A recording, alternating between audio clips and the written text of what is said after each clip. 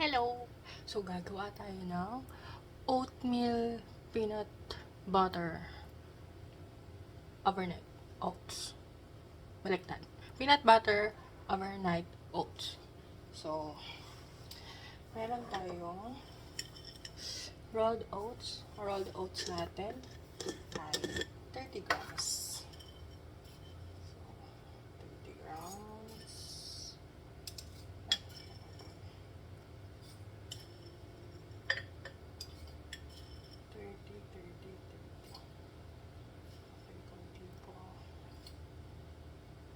30 grams.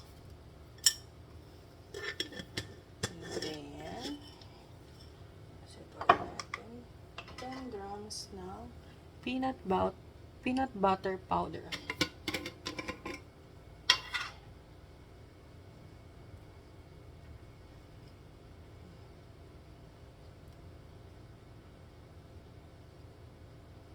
Yan, 10 grams. Tapos, 3 grams ng chia. Sumabog. Chia seeds. At sumabog. Kasi inalog. Lalaki sila. Okay, 3 grams.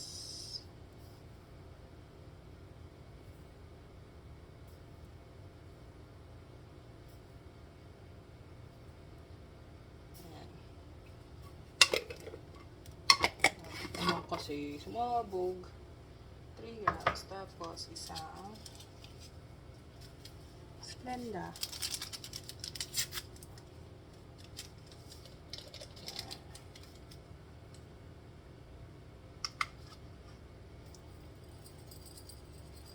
Shake lang natin para mag-mix yung dry ingredients.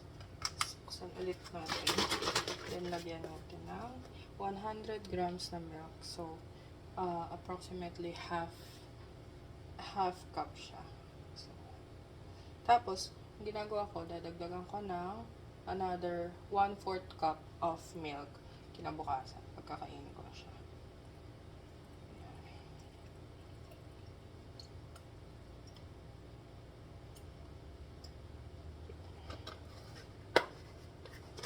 Ayun.